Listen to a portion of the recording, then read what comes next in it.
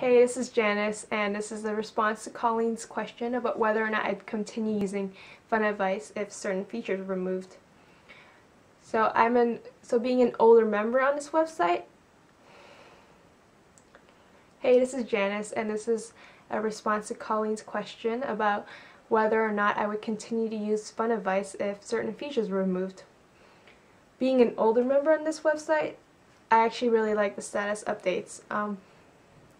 It brings a nice social component to the website and allows users to do something besides just answering questions. It lets the users interact with each other, and it's kind of fun because you get to post whatever you want, anything silly on your mind. So I think it's a feature that should be kept, and I think a lot of members would be leaving if this feature were removed. The second feature that was mentioned is the interests. I think this feature is actually kind of useless. Nobody really looks at it, and I'm not gonna not respond to someone if they don't have the same interests as me, and I'm not gonna not talk to someone if they don't have the same interests as me. And in fact, I don't even look at other people's interests.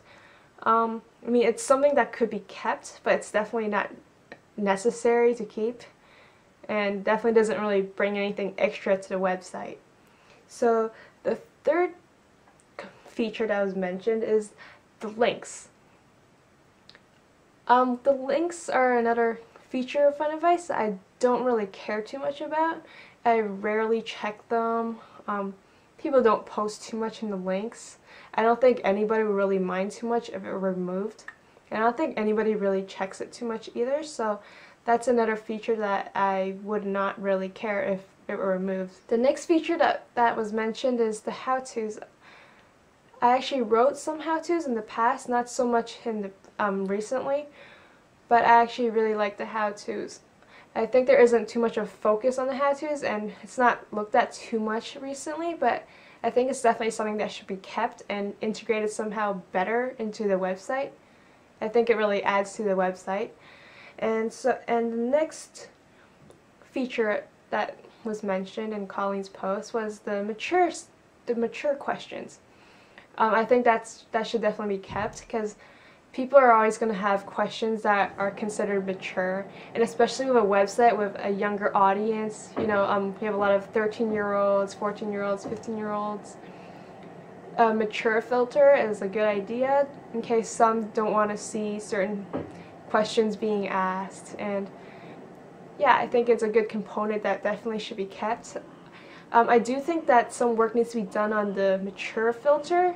A lot of questions that aren't actually mature at all used to always end up on the mature questions or mature status updates section. So I think work needs to be done on that, but I definitely think it's something that should be kept. And the last thing that was mentioned is the points and leaderboard.